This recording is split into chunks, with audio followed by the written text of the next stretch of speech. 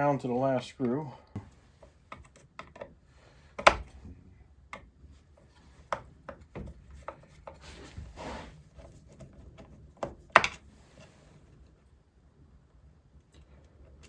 Alright. There we go. Let's see what we got. Hopefully the gasket came off on one side.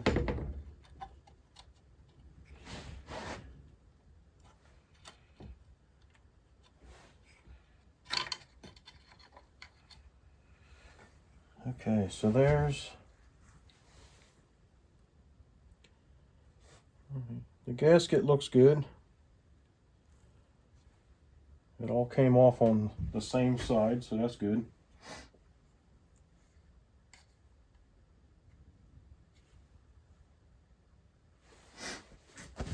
I'm going to go ahead and replace this because it's, for some reason, hard as a rock.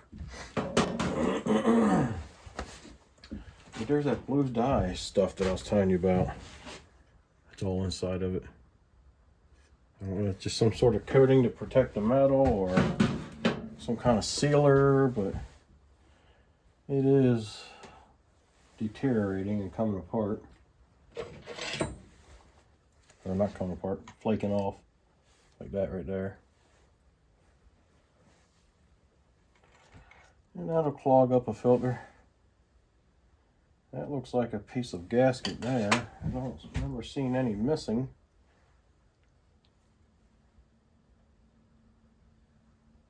Yep, piece of it missing right there.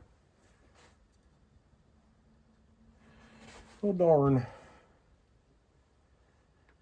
Almost got away with it. Little piece right there. Alright. Hopefully we can get a gasket. If not, we'll have to try and seal this thing up a different way, which will be difficult because the flange on this thing is not very wide at all. Maybe 1/8 inch, 3/16. More like 1/8 inch.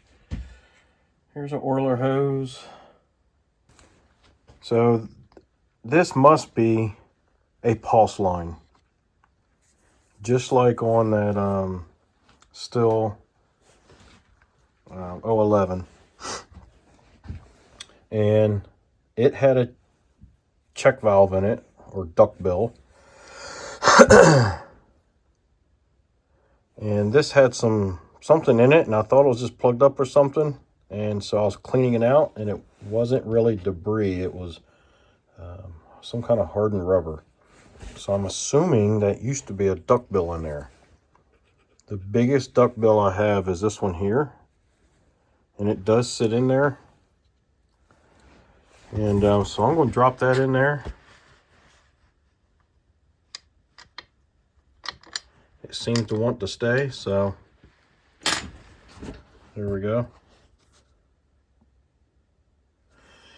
And then we're going to put this washer back on top of it. And then we're going to put the screen back on top of that. And hopefully that takes care of the problem. So basically the way this is set up now, where that duckbill is, oil should not be able to flow back towards the crankcase at all. And as long as it can't flow oil, excessive oil should not go into the crankcase, and it should run good, and it should not smoke excessively. So what I ended up doing is cleaning off that old cork gasket. It was just brittle. I mean, it was just breaking in pieces, sliding the knife up underneath of it. I can't look up another gasket because I don't know what it is. All I know, it's a John Deere saw, but they're going to, like anybody else, they're going to want to know what's the model number, you know. So, you know, like the home light was a Super XL12. You know, I can look stuff up for that, but I don't know what this is. All I know, it's a John Deere saw. No badging on it at all. So what I ended up doing is I took some black RTV and I had applied it to the cover here and laid it on and just put my screws on just enough to get a tiny bit of it to squeeze out and stop. Letting it cure. Once it cures, I'll go ahead and tighten them down. The only concern I have a little bit is that the edge of that is just so narrow. It's like an 1/8 inch, maybe 3/16. But I think it's more closer to 1/8 inch. So there's not a whole lot of surface area to create a gasket with, but we're going to give it a try. And I'm getting some squeeze out, so that should take care of that surface area being so small.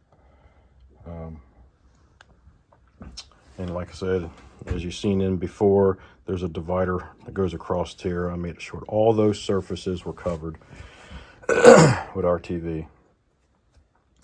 Like I said, once that cures, we'll tighten her up, and then we'll I'll probably take and put some fuel in here, and after about 24 hours, it has a cure time of 90 minutes, but I'm going to wait 24 hours. We're going to put some fuel in there, and we're going to check for leaks. I'm not even going to put oil on this side, because as thick as oil is, it wouldn't even find the gap. So, but gasoline, with it being thin, it will find the smallest gap. So I'll just fill it up with fuel, and if I see any exterior leaks, I know I've got a problem. If I look in here on the oil side and I see gas in there, then I know I got a problem where that divider is. So, but putting that duckbill in should take care of oil getting sucked into the crankcase, and resealing this with RTV should take care of any issues from tank to tank or leaking from the outside. So, welcome back, guys. We are back on the John Deere, and I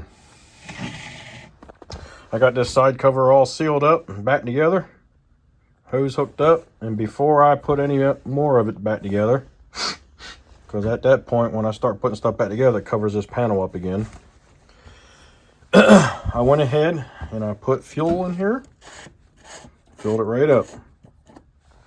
Takes roughly 24 ounces.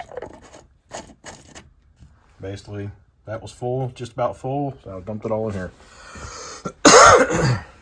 Got the cap on there, and I'm just looking all around the edges here, making sure I have no leaks. And so far, no leaks. The other thing I'm going to do is I need to look through here, which is my oil reservoir, because right there is a divider between the gas and the oil. And as long as I don't see gas seeping over onto this side, I know I'm completely 100% sealed, and I can proceed to start putting this thing back together. All right, guys, I have gone along and tightened up this side cover here behind the clutch, those 5 bolts. I have put the starter cover on, and I just got done tightening down the clutch, and now we're going to finish putting the rest of the clutch back together.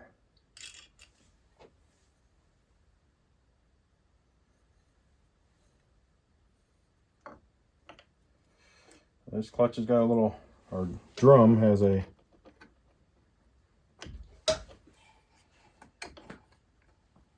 bushing on the inside for the bearings. So we're going to make sure that goes back together correctly. Well, we're not going to do no cutting. So let's fire this thing up without the air filter. Won't bother a thing.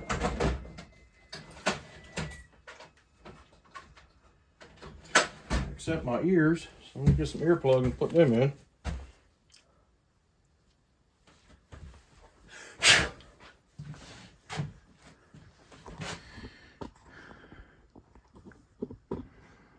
It's been quite a while since this saw's been started up and ran. So it's gonna take a few pulls, I'm sure.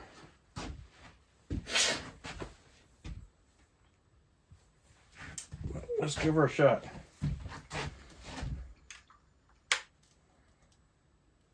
Got the part throttle set. Our choke is set. Our switch is on.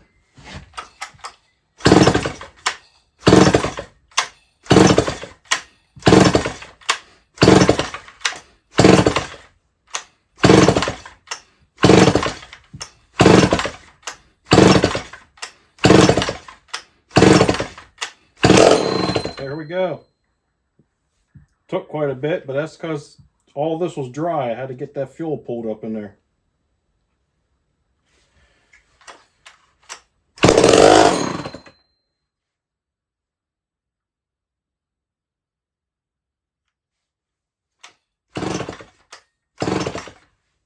Okay.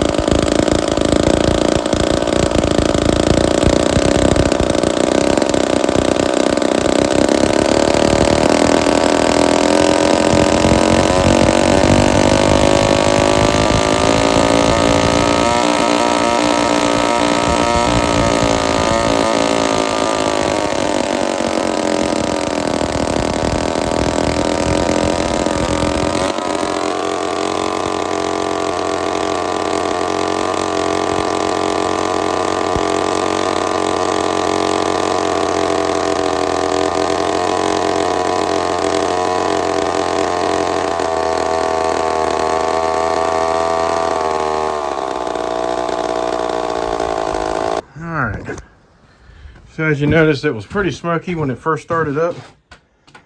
I believe that was mainly due to burning the oil that was built up in the exhaust. Welcome back, everybody. I've been running this saw a little bit. As you can see, I got one cookie cut off. It just ran out of fuel on me, so I'm gonna fuel it back up. It seems to be running fine. It's got to be a small CC because it really doesn't have much power and torque. So I'm going to assume it's in the 40 cc range. Even just looking at the housing and all, it doesn't seem to be, a very large housing to produce enough CCs and larger piston and things like that. So I'm gonna get this thing refueled, cut off a couple more cookies, and we're gonna call this John Deere done. It's one of those saws that you're just gonna You're going to run the fuel out of it. You're going to drain the oil out of it, and you're just going to sit it up on the shelf as a display and have something to talk about. It's not easy finding parts for it. Again, there's no badging on there letting me know what the model number, serial number, stuff like that is. So I don't know what it is to order parts for. And John Deere had multiple companies make saws for them throughout the years when they were offering saws to the public. So I don't know which brand made it for them. So I'm gonna fuel this thing up. We're gonna cut a couple more cookies, and as long as she still performs okay, we'll call her done.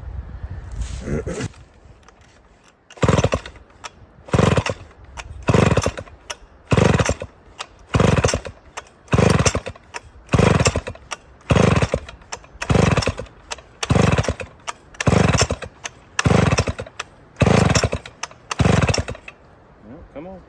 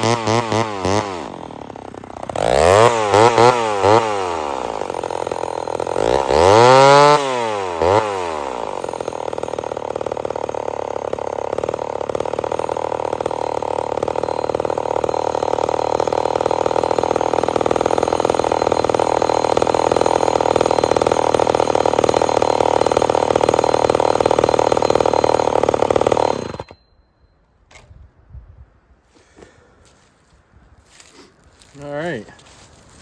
Well, she doesn't do bad for what she is. And again, I'm thinking she's small CCs. I think she's probably in the 40 range, somewhere in that area. And I got a 36 cc that performs better than that, and I got a 40 cc that performs better than that. So, and I know it's old school and stuff like that, but still. All right, guys, that's it. That's it for the old John Deere. It's only got a 16-inch bar on it, so, and that's all she wants. She does not want no more than that. So I think we it'll smoke a little bit when you first start it up. After I got it fueled up, I think we flooded it, and that's why it smoked a lot then. But